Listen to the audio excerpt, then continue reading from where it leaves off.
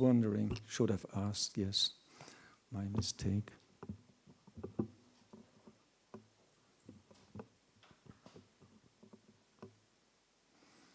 Somebody wants to take this book to Kishori Kund Mataji? Okay, sorry.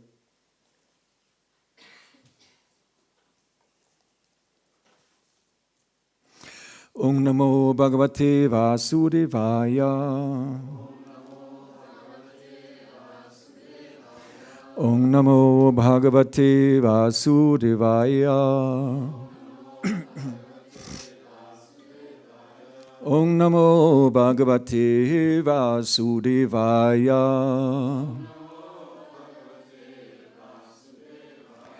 Om Agyanti Mirandasya Gananjana Shalakaya Chakshurunmilitang Yena Tasmai Shri Gurave Namaha.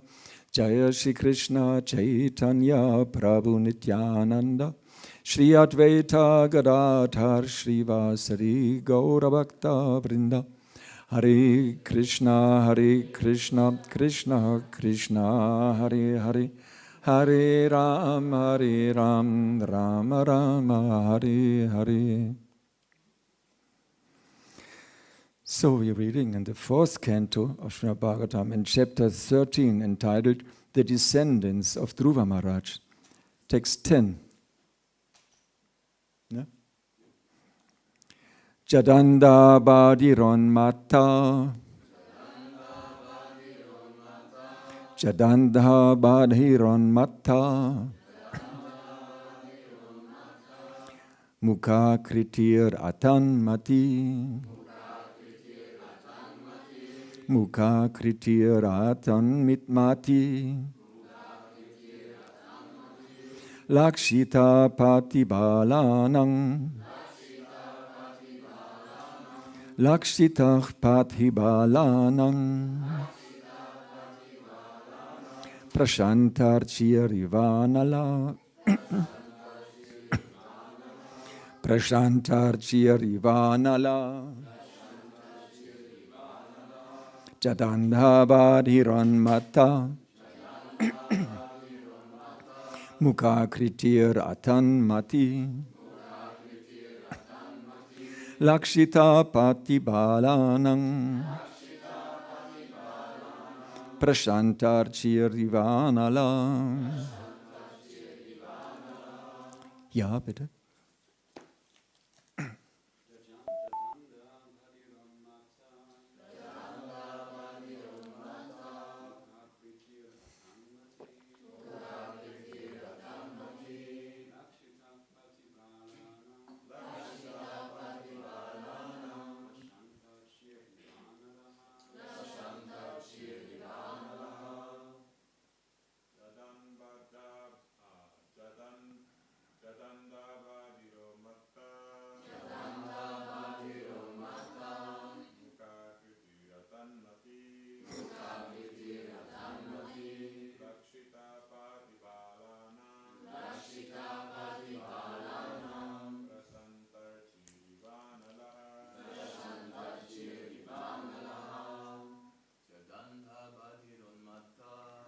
Jadandhavadhiran mata.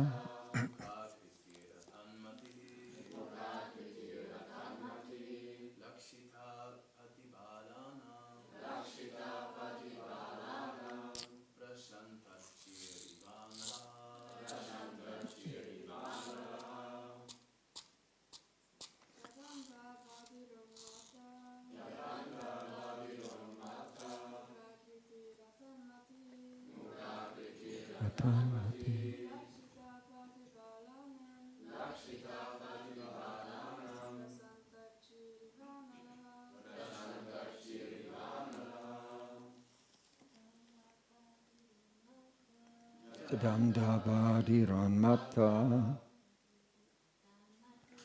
Mukha kritir atan mati. Lakshita patibalana. Prashantarchirivana.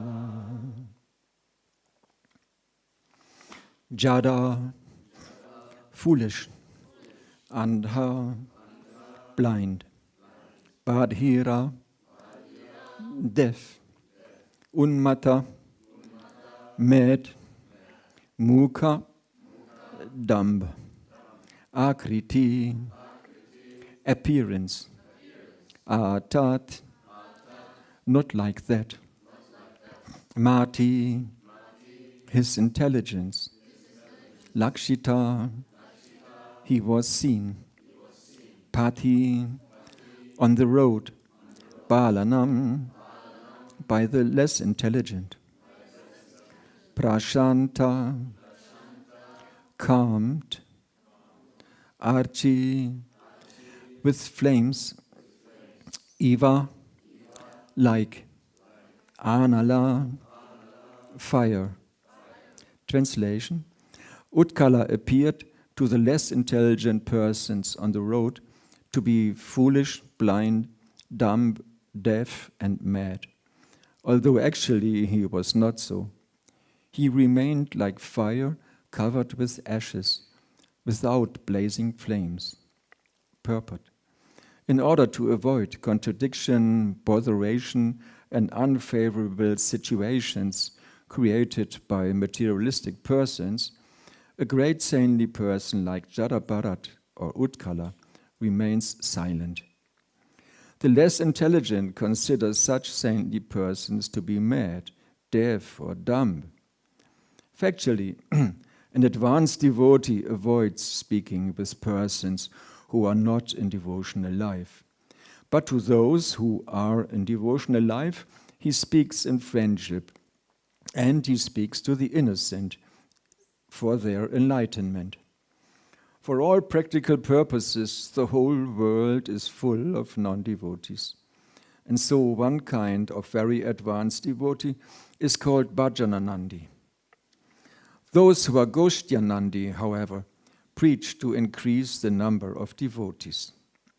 But even such preachers also avoid opposing elements who are unfavorably disposed towards spiritual life. Sorry.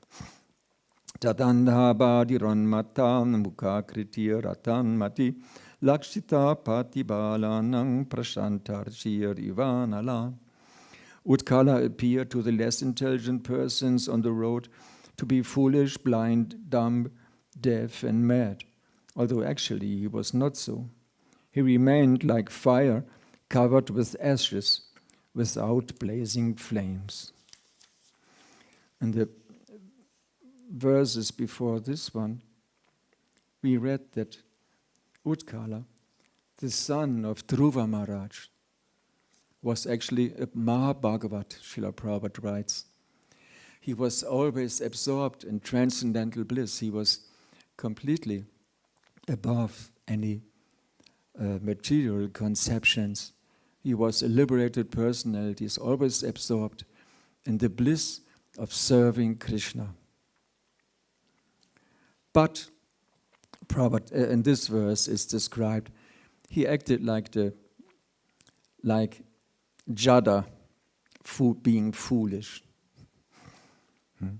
This reminds us of Jada Bharat, who also acted in the same way.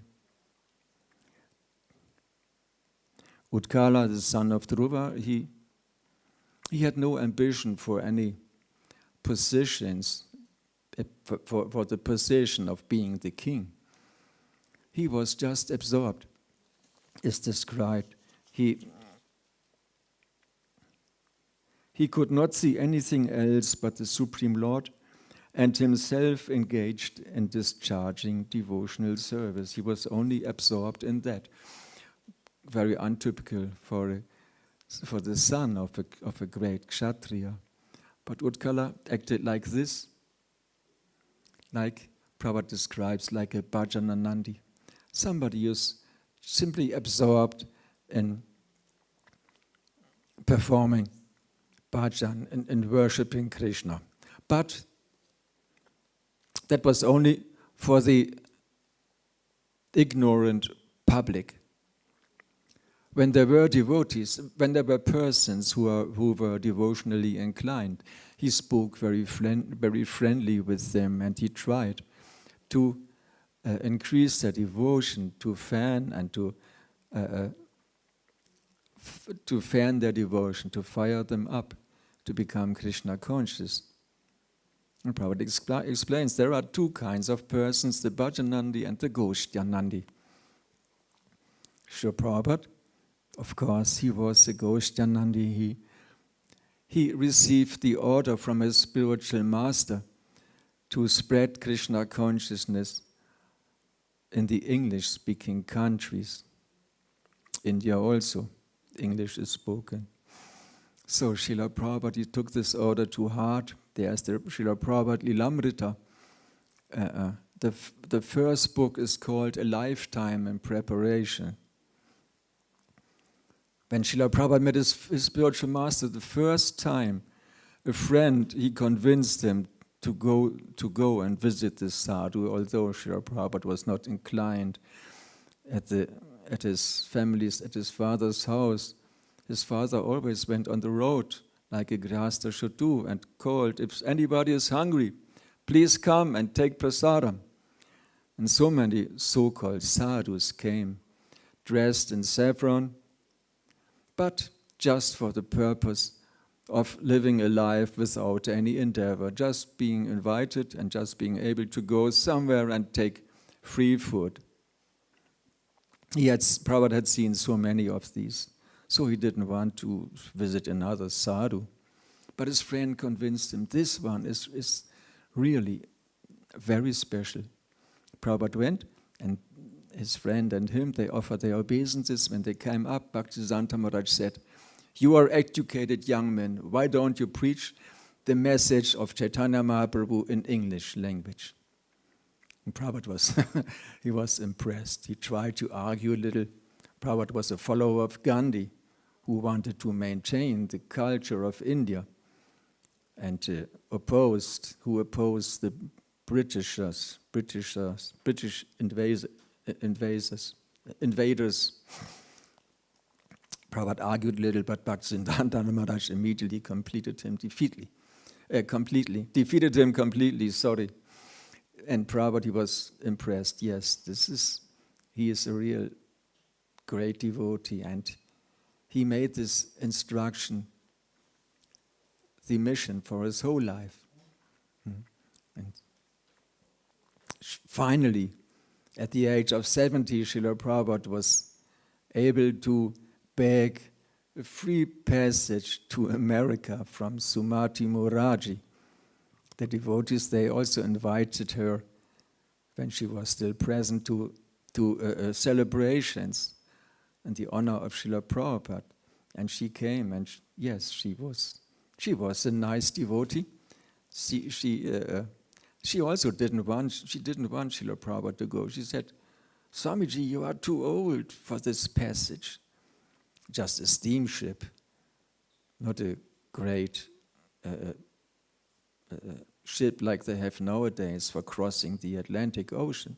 Just a small steamship, fired by coals, producing steam, moving somehow across the ocean. And Prabhupada, he suffered 2 heart attacks on board of this ship.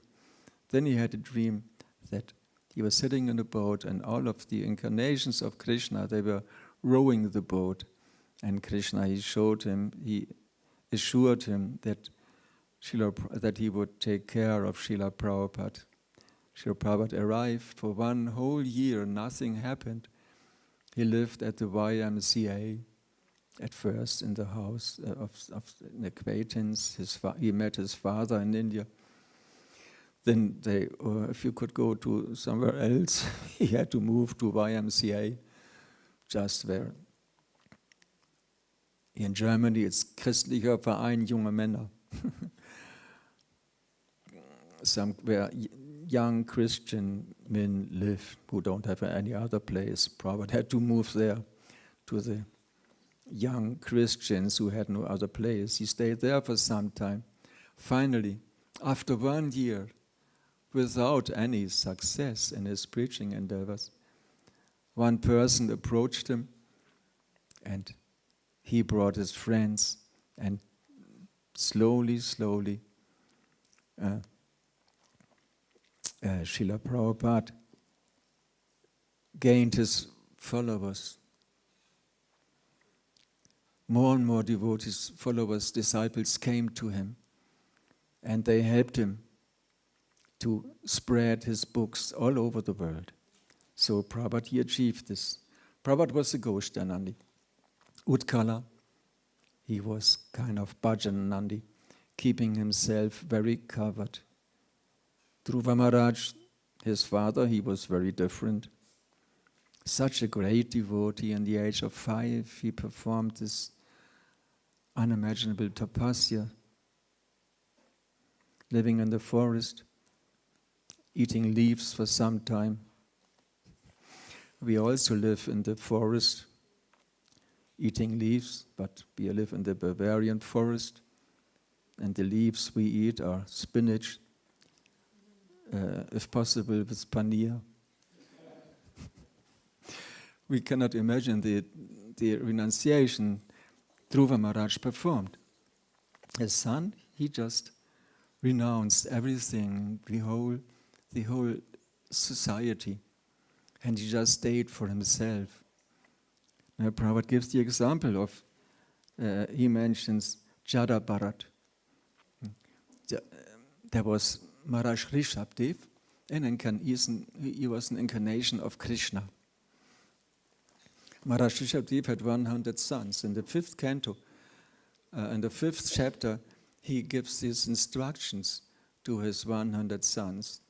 Maharaj Rishabdev, he prepared for renouncing the kingdom, performing tapasya, but first he instructed his sons, and he asked them to follow Bharat Maharaj, the eldest son. Now, there's this famous first 551, very famous. Nayang deho deha bajang niloke kastan kaman rati vitpujam ye tapode vyam putrakayena satvam shotyat yasmat brahma sokyam tvanantam. In the beginning on Sankirtan, I always was the driver, and so I had always a piece of paper with a verse, and I learned verses. This was one of the favorites. Nayang, somebody who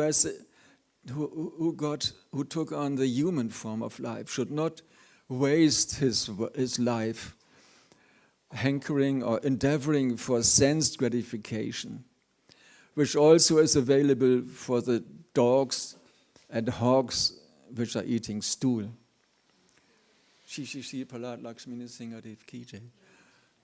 In this life, one should perform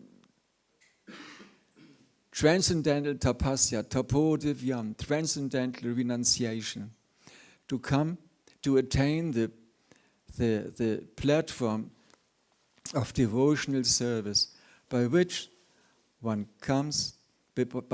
attains a life which is full of unending bliss and which lasts forever.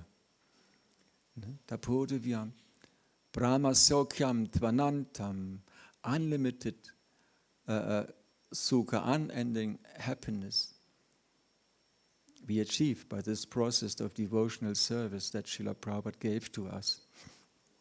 Bharat Maharaj, he performed his duties very faithfully.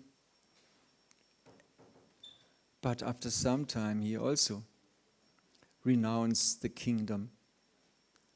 It is said he left everything behind, his wonderful family, the kingdom, his palace and wealth, the admiration of the whole populace of his kingdom. He left everything behind, just as one leaves stool behind. He just left everything and went to the forest to perform tapasya, to just concentrate.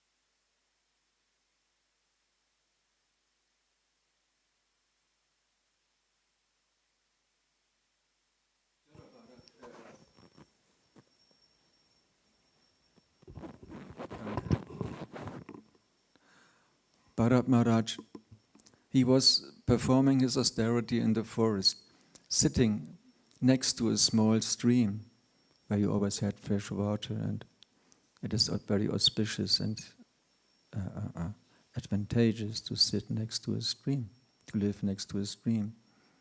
When he saw on the other side of the stream, he saw a deer very nicely drinking the water of this small stream. When suddenly the roar of a lion sounded behind the deer, and this deer got so frightened, it just jumped over the river. And while it was flying across the water, it lost its small baby. The deer appeared landed on the other side of the stream where Maharaj Bharat was sitting, and ran away, afraid of the lion. And there was this small deer falling out of his mother's womb, floating downstreams, innocent. So Maharaj Bharat, he picked this small deer out of the stream, and he took care of it. He fed it somehow, and he helped it to survive. And this deer got very attached to him, and he also got very attached to his deer. And he spent more and more time with this small deer, playing with it, bringing to places where it has nice food, most likely. And he spent more and more time with the deer and less time with his spiritual life. So when there was finally a forest fire, the deer, in panic, it ran into this forest fire. And Bharat Maharaj, so attached, he ran behind this deer. And he gave up his body in this way, thinking, hankering after the deer. So in his next lifetime, he had to take the body of a deer. But because he was so advanced, he had reached such an advanced stage of spiritual life that even as a deer he could remember his past life. And he went to places in the forest where the sages were discussing the Śrīmad-Bhāgavatam, were discussing the pastimes of Krishna, and he was just staying nearby and listening. Deers, they have very, very fine, very effective ears. When he gave up the body of the deer, next lifetime he got a human form again. He was again Bharat. But what he had learned from this was that he wanted to avoid association that was distractive, that was not helpful, that was not helpful for his spiritual life. He avoided every association, and he appeared just like Utkala, the son of Dhruva. So therefore he was also called Jada, foolish. He appeared foolish, although he was a great, great devotee. Sometimes people, they called him, "Hey you, come here. You stand there in the field so that the monkeys don't come and eat my vegetables. Stay there, just stay there. I will call you after 2 days." And he did that, completely absorbed in thoughts of Krishna. He did not mind, he did not care. Whatever happened externally, he was always absorbed inwardly in thoughts of Krishna. Then a procession passed by this field, a king carried on a palanquin. Then one of his carriers had a problem with the foot, and The king, what happened there? Why the palanquin is shaking like this? Oh, Maharaj, one carrier, he has problem with his foot. We have to find somebody else. Okay, then go looking. And they found Jadabharat. They saw him standing in the field. Hey, why don't you call this guy? And they ordered him and they took him to carry the palanquin. On the way, on the path, there were ants crossing this path. And Jadabharat, he tried not to step on the ants, to avoid the ants, and he moved he kind of danced along the road. He stepped forward, backward, back step to the side, to left, to right, and the king called, "What is going on there? What is this new?" And they said, "Oh, it's the new man. He's moving strangely. He's moving crazily like this." And the king said, "Oh, yes, I see that you are already in very ripe old age, so you must be very weak and cannot move properly, huh? Looks like this." And then, for the first time, Jadabharat, he started to speak, and he said, "Yes, indeed, I am old in that sense that I'm near to death, that I'm nearing death. But you are, sorry, I don't get it together, but Jadabharat, he answered these sarcastic remarks of the king. And he convinced him, he revealed to him that he was also just a small spirit soul, not a great king, but first of all, a small spirit soul. And the king, he became enlightened by the talks of Jadabharat, and he jumped down from his palanquin, and he offered his obeisances to Jadabharat. That's this special pastime. This Bhagavatam is full of descriptions of persons in whose footsteps we should follow, whose examples, from whom we can learn, from whom we can get inspiration.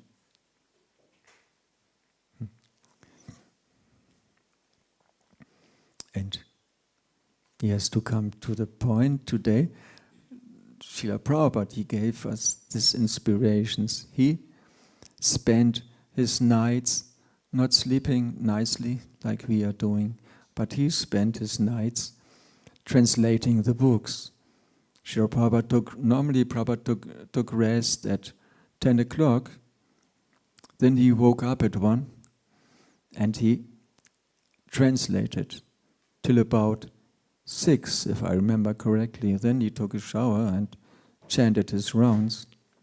So 5 hours every night Srila Prabhupada was translating to fulfill the order of his spiritual master, to be able to give books in the English language to the people all over the world. Pritiviti Achayata Nagaradigram.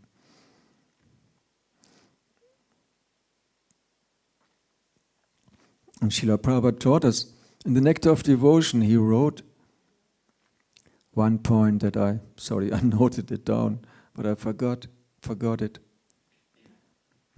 Nectar of Devotion, Prabhupada writes, when one presents himself as ignorant, his attitude is called humility. Like Utkala or Jadabharat, they presented themselves as ignorant out of humility and for the sake of their devotional service, of their internally performed devotional service.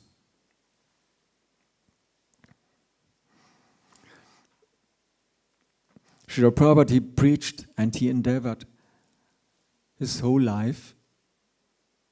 The last years in India, he stayed in Vrindavan. There's a book, Our Srila Prabhupada, by one Mataji, I forgot the name. It's full of interviews with persons who knew Srila Prabhupada before he went to the West. And there's one interview by the son of a milkman from whom Srila Prabhupada got milk. He begged a little milk every day. And he remembered how Prabhupada came, and he just asked for a little milk. Sometimes he went there to clean Srila Prabhupada's room a little, try to serve him in that way. One God brother, which impressed me very much, one God brother remembers one time he saw Srila Prabhupada standing on the road outside Vrindavan, and he asked him, and he was driving on, this God brother was driving on a rickshaw, and he asked him, "Hey, Abai Babu, you want to come with me? Can sit on the rickshaw also?" Prabhupada said, "No, I'm waiting for a person." And he promised that he will give me 5 rupees when he will come back. And okay, God brother, he went on his way. When he came back in the evening, Srila Prabhupada was still standing there on the road, waiting. And he said, "Hey, Abai, what, you're still here?" "Oh yes, this person, he did not come back yet." Then this God brother said, "Okay, I will give you 5 rupees, but come with me now, back into the city." And Srila Prabhupada, he performed such severe renunciations. He lived in such impoverished condition, just publishing his small few pages of paper clipped together. The Back to Godhead, his first publication, 2, 3, 4 papers clipped together. And Prabhupada went around and offered these, tried to sell these. What do you get for a few pieces of paper? Not much. And this money he kept, he saved it to buy paper. And he brought the paper with the rickshaw, with the transport rickshaw. He brought it to a printer. And there, Srila Prabhupada, he began to publish the Śrīmad-Bhāgavatam, the first canto, in 3 parts. By Krishna's mercy, by Nrsingadev's mercy, we have one set of Srila Prabhupada's Śrīmad-Bhāgavatam with us. Srila Prabhupada touched these books. He put them into boxes, into trunks. I don't remember exactly, just little more than 200 sets of these books Prabhupada took with him to America. That's all he had. And his godbrothers had told him, "Oh, you want to go to the West? First of all, one should not cross the ocean. And second, these people in the West, everything they have as food is mixed somehow with meat. You won't find anything pure to eat." And Prabhupada said, "Okay, in that case," he took a bag with grains with him. Some 200 sets of books and a bag of grains so that he had something to eat. And then for a whole year, Prabhupada was walking in the streets of New York, looking. He said he studied the life of the Americans. He wanted to understand how they were working, how they were functioning, what they were doing, how they were living.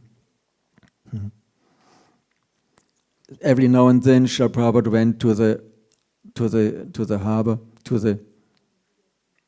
and he asked a person of this steamship company, Scindia steamship company, when the next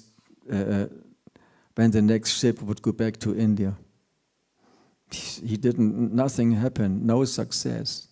He didn't achieve he didn't achieve anything for a whole year. if devotee would go out on the street trying to sell something, nobody takes anything. Next day goes out, nothing. For a whole year, no. Temple commander would call him back. Okay, maybe you help a little. One has to be flexible. Maybe you help a little in the temple. Wash the pots or mop the hallway. Do something where we get some result. But Prabhupada for a whole year he endeavored without any result. Then Krishna sent somebody. Prabhupada said, Professor Howard Wheeler.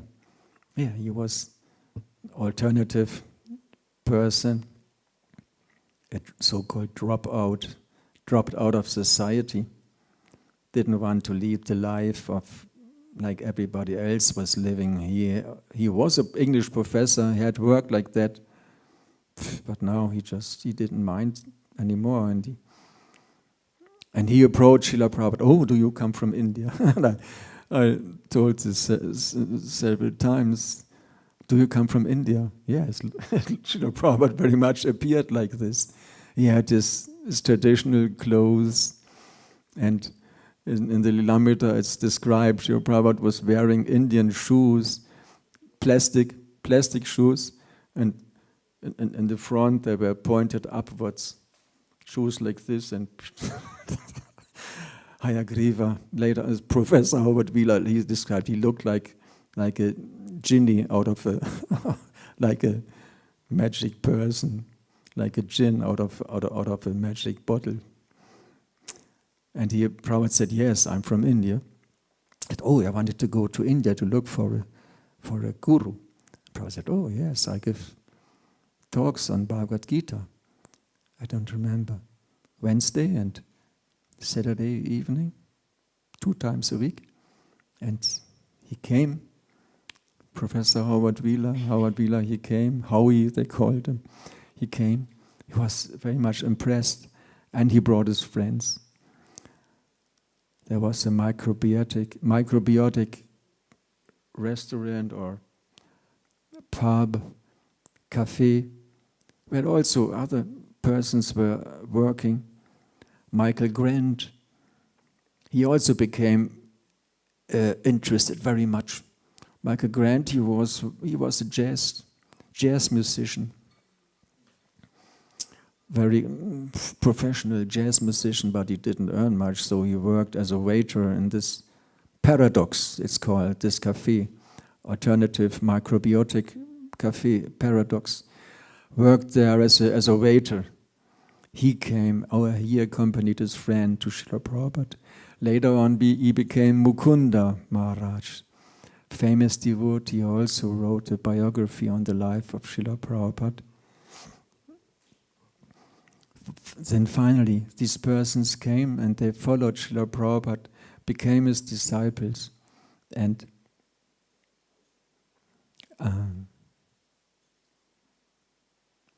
Srila Prabhupada started preaching in 1966. 65 he appeared. 66 the first disciples came. Prabhupada was 69. That was his age. From 69 till 77. That's 8 years. 66 to 11 years. From 66 to 77. That's 11 years. In 11 years, Srila Prabhupada, he traveled around the earth 14 times. Chanakya Pandit writes, traveling makes a man old. But Srila Prabhupada, he surrounded the world 14 times.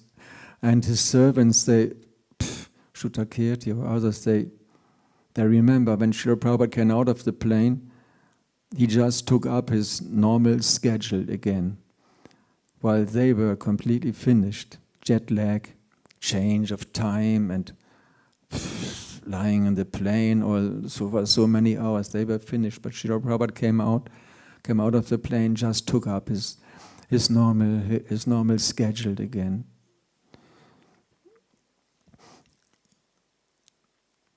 Prabhupada was so determined, so much enlivened, so much spirit, no, I would say, enlivened by the instruction of his spiritual master. Prabhupada, he writes in the Bhagavad Gita, Vishwanath Chakravarti, he wrote on one purport that one should make the instruction of the spiritual master one's life and soul. So we, at the initiation, we get the instruction to chant 16 rounds every day, at least, and to follow the regulative principles, which means basically that we come up to the platform of human life. Prabhupada said if somebody is not following these principles, if somebody makes his life impure by committing some sinful activities out of habit or just out of maya, then he's leading the life of an animal. Prabhupada gave us the chance to lead a life in the mode on the platform of goodness. He asked us simply to give up eating, illicit sex. We can devotees marry. Actually, most of the acharyas, they were married. Prabhupada was married. Bhaktisiddhanta Maharaj was a Naishtika Brahmachari. Bhaktivinoda Thakur, he had so many sons, I don't remember, 12. Gorkishoras Babaji Maharaj, before he took Babaji, he was a Grihastha. Jagannathas Babaji. The members of the Panchatattva, they were or had been Grihasthas. Vaishnavas is no problem. But just to live a pure life, regulated life, nice life. No intoxication. My God, where's the problem? Giving up smoking, giving up beer drinking, giving up buying drugs. The only one who has some advantage of that is some greasy mafia lord who's selling and producing maybe these drugs. But those who are taking intoxication, they just go crazy. They just get crazy by that. And no gambling. Simple things, no gambling. Many people, every week they carry 5, 10 or 15 euro to a place and playing lotto. Their dream is to become millionaire. Oh, my whole life would be happy if I could just win €1 million. Then I wouldn't have any problems. I would be happy for the whole rest of my life being a millionaire, which I win in the lottery. Doesn't work. No way. Prabhupada just asked us these simple things, that are the instructions, and we should, if we just follow these, living a human life, a pure life, regulated, normal life, giving up sinful things, then Prabhupada said, if you just follow these regulated principles and chant 16 rounds every day, then in this life you will see Krishna from face to face. Dinabandhu, the famous devotee, he remembered that in this memories series. Prabhupada looked around in the room and said, I guarantee this. Prabhupada guarantees us, if we just practice Krishna consciousness in this one life, then we will go back to Krishna. And what else is there? It's no problem if we want to have a family and we live outside and we have a job, something so that we can maintain the family, pay the rent, pay the food and things. But still we can practice Krishna consciousness. And in this way our family, our life, our whole family, our life will be happy compared to all the people around us. They are not happy. When there was this small pizza feast outside, and the neighbors, they came, and they were so impressed. Manju Krishna Mataji, she arranged this, invited all the neighbors, Weishans and Fesel and everybody. They came, and afterwards they wrote her, they thanked her. Wow! And could you do this? Could you arrange this again? They were so impressed by the devotees. They were impressed how nice the association was. When they experienced the life of the devotees, they liked it. They liked it so much. So many people are not so lucky to get the association of devotees in such a direct way. If the devotees are able to approach a person on the street and somehow make him interested in what they have to offer, then that person also gets the blessing. It is said a salesperson, actually he doesn't sell the product, but he sells himself. We have to be so attractive to a person that they will be interested. Prabhupada said, chant and be happy. Said the people, they are looking for happy. Everybody is looking for happiness, for the mode of goodness, actually.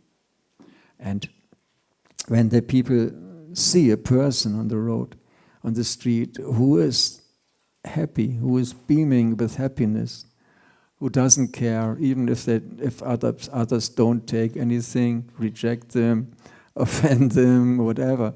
This person, he doesn't mind. He just goes on offering these books to everybody there. And if a person has a little intelligence, yajanti hi sumedasa, it is said. If somebody has little intelligence, he will join this movement of Chaitanya Mahaprabhu. Krishna Varnam, Tvisha Krishna. If somebody has a little intelligence, he will see, oh, that's a special person. He's doing this, he doesn't have success, not everybody takes, but he's still happy, he is happy. How does this come? How does he do this? And then when this person approaches them, they may, okay, book, wisdoms of India, interesting. Okay, and they, how much? Well, what you can give? Unlimited. Then they give something, and they take it home, and they look inside. And if they have a little brain, they see that this is something real. In this way, if we use our lives as tools in the hands of Srila Prabhupada, our life is perfect, and we can help many other people to make their lives perfect. If somebody takes a book and, oh no, looks funny, I don't understand anything, way above my head, puts it in the shelf, maybe the children, hey, what is this? Or even if somebody takes a book, doesn't read it, still, next lifetime, next lifetime, he makes more spiritual progress, and his spiritual life started. Prabhupada said, if somebody even takes just a little prasadam, Prabhupada writes, he will come back to Krishna consciousness at one point in time or another. When I go round before Christmas, Switzerland preferably, because they give more, and I have small samples of my energy balls, and healthy sweets. I have a small sample also, and they try it. Yeah, oh, it's fine. If they don't take, they got a little prasadam, and their spiritual life started. They will come back to Krishna consciousness at one point in time or another, and one point in time or another, after one or some lives, they will walk around in dhoti and or sari and they will practice Krishna consciousness. Everybody who comes in contact with devotees, he is saved. And that is Srila Prabhupada's mission. Sarva Sukhino Bhavantu, Srila Prabhupada. That's our mission, to make everybody happy in this world.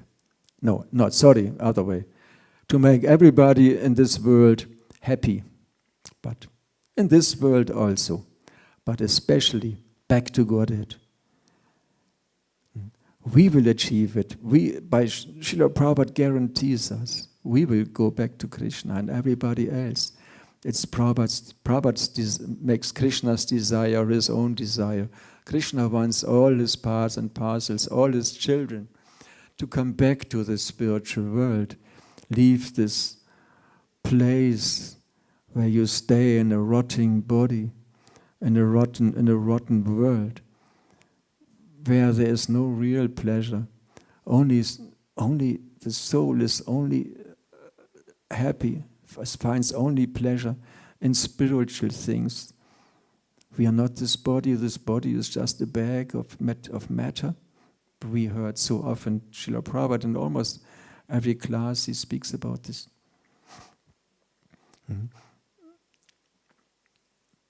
We know it, therefore we are here. So, in 1977, in November the 14th, Srila Prabhupada left this world. Up to the last moment, he was endeavoring to preach. He translated the Śrīmad-Bhāgavatam 10th canto, Brahma Vimohana Lila. Brahma got bewildered. What? This little boy? He's supposed to be Krishna, my Lord? Oh, I cannot believe this. He fights with his... sometimes he plays with his friends and he loses when they carry each other on the shoulders, and sometimes he loses, and he loses quite often. He's quite small. That cannot be my Krishna. And Brahma stole the cows and the whole story. Prabhupada translated this. The devotees, he was lying in his bed, and the devotees held a microphone to his lips. They read from Bhagavatam, and Prabhupada gave his purport. He just spoke it, although he could hardly speak anymore. He was translating, he was preaching up to the last breath. At that time, November, we were on Sankirtan. I was traveling with Haraka, friend of Manita, and he went to make a phone call. We were out distributing, and he came back and said Srila Prabhupada had left the body. And we just went on distributing. I was not really conscious so much. I just knew that there was nothing else that I wanted. I was in the movement, but I was kind of damaged by my previous life as a hippie, so-called freaks they call themselves. But kind of damage I didn't understand very much. I don't understand much.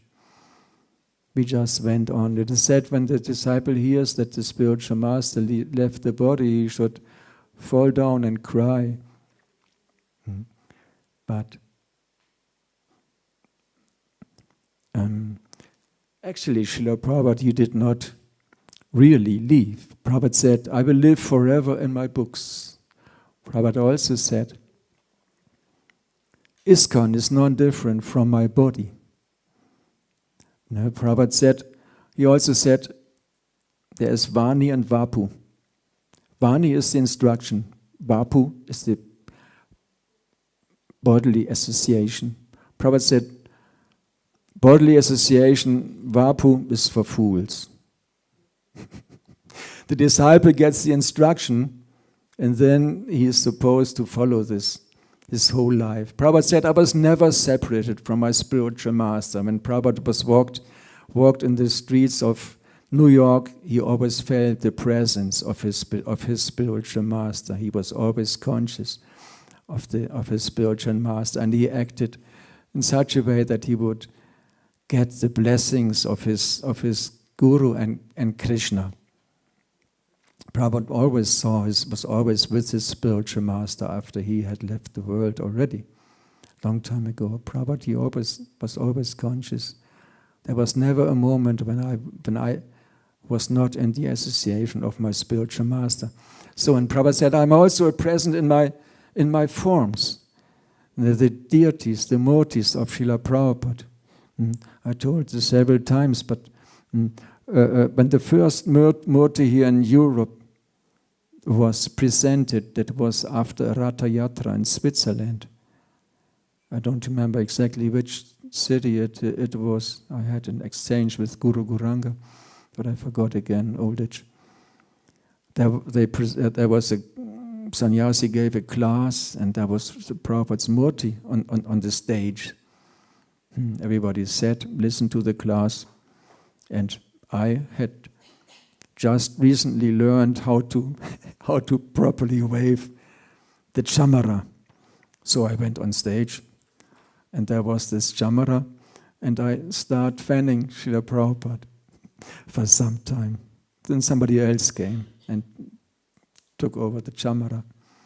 And then in the evening we were sleeping in the Sankirtan van with my Sankirtan leader, Bharata. We said Bharata at that time. Bharata. There was Bharata, there was Aya. It was Bharata and Aja, but we didn't know. In the van with Bharata. And I had this dream. In the morning I was chanting outside of the van. I had a picture of Srila Prabhupada. And in this dream I came near a hospital bed. We had prayed to Krishna, "Oh Krishna, if you desire, please make Srila Prabhupada healthy again," like this. And there was this hospital bed, and when I came near Srila Prabhupada, he was sitting up in this bed, and I saw him, and then I knew that Srila Prabhupada is still present. He is alive. Also, another dream I saw. I was on the altar. I wanted to put, for some reason, a garland on the murti of Srila Prabhupada. And when I approached Prabhupada with this garland, he bent his head so that I can put the garland on his head. Prabhupada said that he is not different from his murtis. If we would realize all these things, if we really would be conscious, we would not leave the temple room anymore. If we really knew that Prahlad and Nrsimhadev were present in their deity form, we would not leave the temple room anymore. But we are practicing. Prabhupada doesn't want us to be perfect, but he asked us to endeavor according to our capacity. That's what he told some devotees. We should endeavor according to our capacity. Some are very advanced already, maybe, sometimes seemingly. For some it's more easy, for some it's more difficult. But if we just endeavor to become tools in the hands of Srila Prabhupada, then we are in this association. We are in this movement. Our lives are created by Srila Prabhupada's instructions. We are living in this movement. We take the prasada that's made according to recipes that Srila Prabhupada arranged. I have a list of so many recipes in Yamuna's cookbook that were given by Srila Prabhupada. Also in Kurma's cookbook, there's this famous recipe with eggplants, potatoes and paneer. Shigora calls it Iskon Sabji. I also saw it mentioned somewhere. Given by Srila Prabhupada. Extremely simple, but very tasty. Prabhupada gave us everything. He changed our whole life. He picked us out of the ocean of misery and took us on his ship. He is the captain of the ship. I would say I don't remember exactly. That's the example. Does somebody remember? The sails are the Vedic instructions and the wind. Prabhupada is the ship aboard, is the captain aboard this ship that brings us back to Krishna. Bhaktivinoda Thakur said, he reasons ill who thinks that Vaishnavas die while they are living still in sound. Vaishnavas die to live, and living try to spread the holy name around. Wie war das? Ich habe mir so mal Gedanken gemacht in Deutsch. Derjenige irrt sich, der denkt, dass Vaishnavas sterben, wenn sie den Körper verlassen. Ein Vaishnava stirbt, um zu leben. Und in diesem Leben versucht er, den Menschen Krishnas Namen zu geben. Srila Prabhupada, as Bhaktivinoda Thakur says, Vaishnava dies to live. Srila Prabhupada left this world to live, to go back to Krishna, of course, to be in the association of Krishna again. Although Srila Prabhupada, he was always with Krishna. Sometimes one lady reporter asked him, "So Swamiji, you're trying to give us God, but did you ever see Krishna?" And Prabhupada said, "There's not a moment that I don't see Krishna. I'm always with Krishna. I always see Krishna." And this lady, this reporter, later on she got initiated. Bhakti Devi was her name. Barbara, from Barbara to Bhakti Devi. So, Vaishnava dies to live. Actually, it's a reason to celebrate, of course, although it is sad for us that we're not in that seemingly on the outer surface we are not in the association of Prabhupada, but we can always be in the association of Prabhupada. Since Prabhupada said personal association is for fools, the more important association is with the instructions. When we follow the instructions, we are with him. And we all of us are here because we experience this.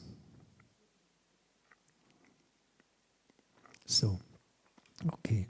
Is there any question or any more? Does somebody? Yeah, Manuel?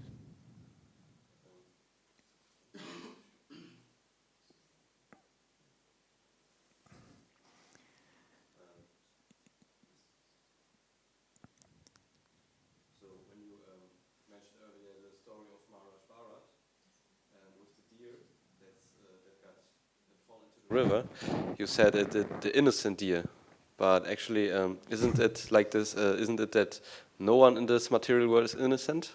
Right. Yes. Seen from the perspective of Jadabhara, the small deer didn't done anything bad. It just fell out of his mother's womb because she got frightened by a lion, floated downstream, destined to die in the water.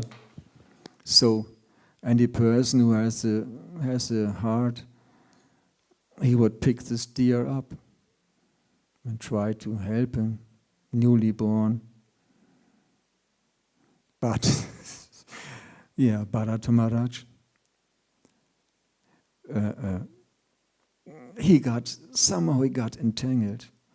He got too much attached to this deer, and he had no other association. He was just strictly, Prabhupada said he was on I don't remember, he was on the platform of Bhava, if I remember. He was on a platform of love for Krishna already. Very highly advanced. Still, this little deer distracted him somehow, so that he had to take life of form of a deer himself, and had to. Next life, he didn't want to associate with anybody. Jada, foolish, appeared foolish to everybody. Nobody is innocent. We are all fallen. We are all fallen souls, fallen from the spiritual world because of our envy of Krishna, because of our misuse of our independence. We have the chance to be independent of Krishna. Krishna is completely independent, but we, as small part and parcels, we also have a small independency. But by misuse of this independency, when our love for Krishna turns into material desires, then we fall down. We are all fallen. Nobody is innocent, of course. We are all here for a reason, to suffer until we realize that all our attempts are baffled and that our only help is Krishna. That's what our life is meant for. Therefore we are here, to go back to Krishna. We don't believe materialists, we believe Srila Prabhupada and the words of Krishna. And then our life becomes successful.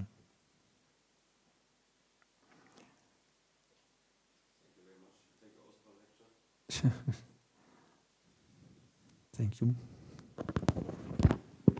Hare Krishna. Could you give some advice, maybe especially for younger devotee like myself, how to sustain Srila Prabhupada's teachings? You're doing this, I guess. You're reading, you're studying.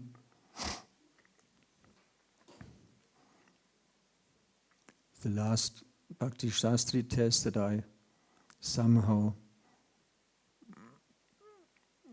heard about, Subal Gopal Prabhu, he got 100 points. So he's studying as a brahmachari is supposed to do. Brahmacharya especially is the stage of learning, of studying. You have no entanglement, you don't have any persons who you associate so closely. Of course, you have your friends, but you have so much time to study, learning the instructions of Srila Prabhupada. Prabhupada said we should study the books just like a lawyer. We should know the books like a lawyer knows the law books. So whenever some doubts arise in our mind, or some doubts are brought to us from other people, we are able to defeat these doubts and are able to defeat opposing arguments. Therefore we study. Prabhupada said, if you want to stay in Krishna consciousness, read my books. I sent you this quote. No? If you want to stay in Krishna consciousness, read my books, Prabhupada said. And Prabhupada also said, our tapasya is to study the Bhagavad Gita and Śrīmad-Bhāgavatam. Maybe we don't have so much desire, but that's our tapasya, to read the books. And when we start reading, then we realize how wonderful it is. My first sentence that really moved me was the purport to Bhagavad Gita. Prabhupada said, without Krishna consciousness, this life is spoiled. Im Deutschen, ohne Krishna-Bewusstsein ist das Leben verdorben. Like a rotten apple or a rotten potato, rotten yogurt, whatever. Without Krishna consciousness, this life is spoiled, wasted. Coming from the platform of animals, living a life like an animal and becoming an animal next lifetime again. In the circle, again and again, lifetime after lifetime. Eating, sleeping, mating, defending. Krishna says this. Dukhalayam ashashvatam. The life in this world is dukhalayam, is full of miseries and is temporary. It's, without Krishna consciousness, this life is spoiled, wasted. You know that better than me. Ja, Hendrik?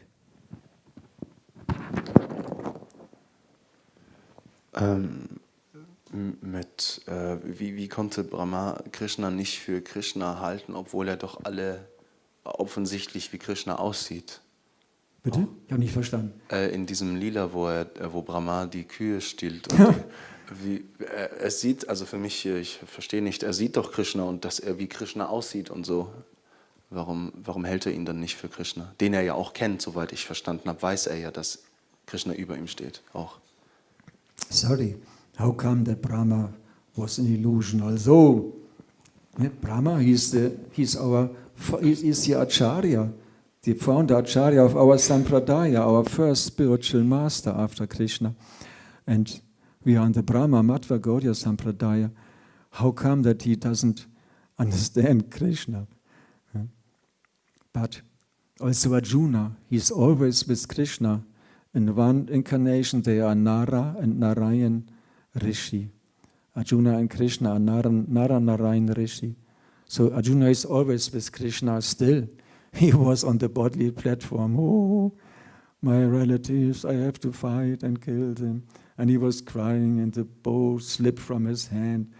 And he was completely devastated. And Krishna instructed him so that everybody can overcome these illusions. And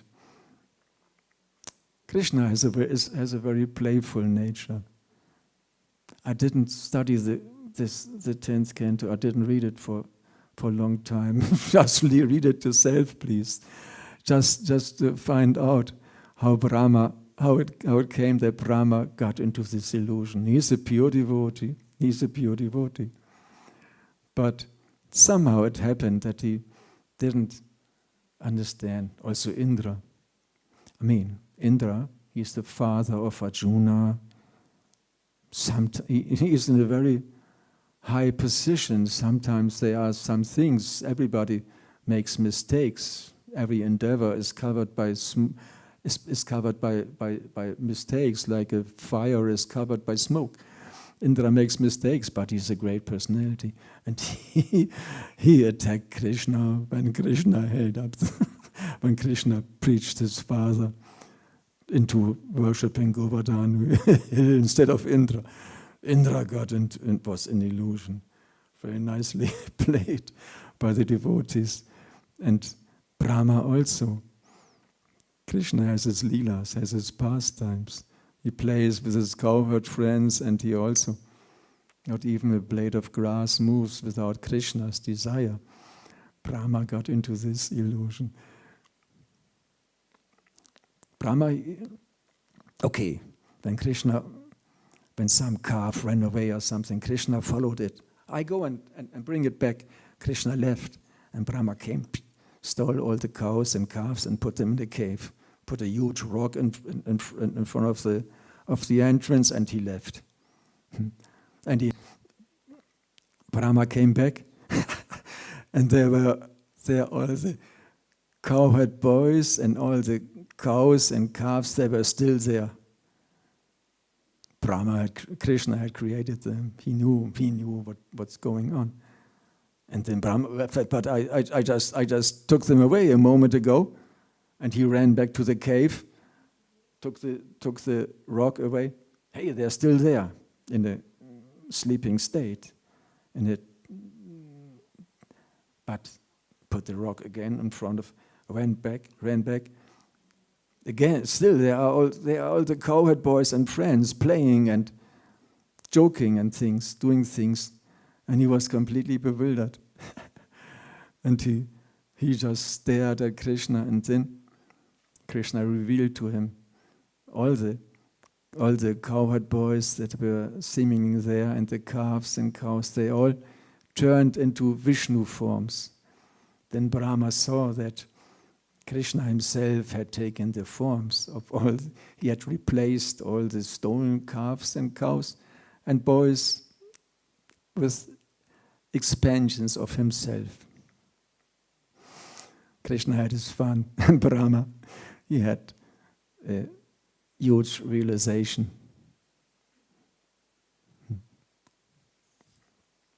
Ja, Gita Maharaji. like how you mentioned that as Prabhupada had left his body, he appeared like alive in your dream, and this convinced you that he hasn't actually left. So I was wondering, has this still been the case after all these years? Like, have you had at some point a moment when you doubted this again, or how did you overcome it, if that was the case? Had what? Like, after all these years, have you still had this conviction that he hasn't actually left us, or have you sometimes doubted this, or? I have this photo still at home, which I was chanting in front of on Sankirtan.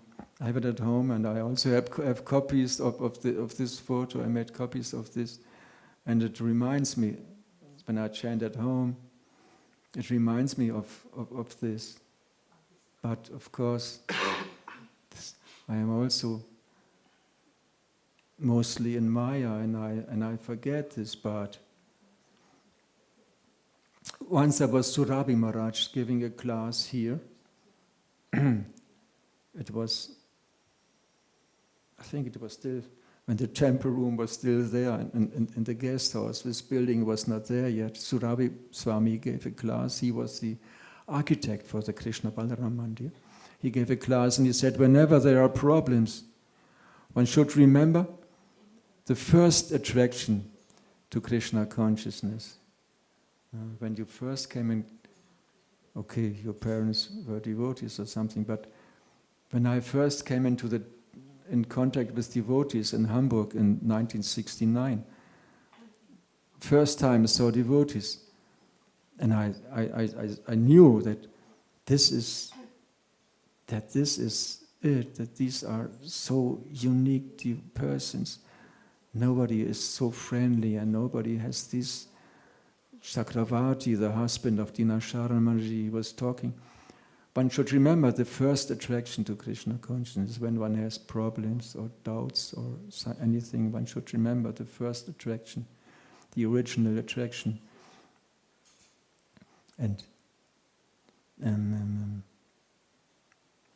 it is said one should embrace the service one gets. We should embrace our service. In Bhagavatam, in several places, it said that the service is not different from Krishna. When we embrace our service, it's like embracing Krishna. Then we are completely safe. When we dedicate ourselves completely to our service. Manidhar once said, our service will save us. Yes, the service is Krishna himself. We should surrender to it and endeavor to do our service nicely. Then we are safe. Then we are always in the association. Thank you. Okay. Srila Prabhupada ki jai. Śrīmad-Bhāgavatam ki jai. Hare Krishna. I really appreciate the service of Akhila Prabhu, what he did in his lifetime, dedicating his life to Srila Prabhupada and the mission, and in this way he becomes, or he is, a very good example for us to follow, to just be faithful to Srila Prabhupada, to his mission, and try to contribute whatever is possible, and then one's life is safe. And if we are old and look so blissful like Akhila Prabhu, then we did the right thing. Thank you, Srila Prabhupada. Thank you, Akhila Prabhu. Thank you, Ramanda Gopal Prabhu. Very kind of you. You cannot see behind the. Anyway, thank you. Very nice. I found a quote from the canto of the ship. The boat, just it's about the boat. Gopi Giro Maharaj, you want to read? No? This is here. The human body, which can award all benefit in life, is automatically obtained by the laws of nature, although it is a very rare achievement. This human body can be compared to a perfectly constructed boat, having the spiritual master as the captain and the instructions of the personality of Godhead as favorable winds, impelling it on its course. Yes, the spiritual master is the captain of this boat, and the instructions of Krishna are the winds driving the boat. Yes. Thank you, Marcia. For all so fast. Jai. Jai. I used it for the Vyasa Puja book for my Gurmanj for last year because it was about the captain of the boat. And so many of the offerings was to do with water and ocean. Yeah.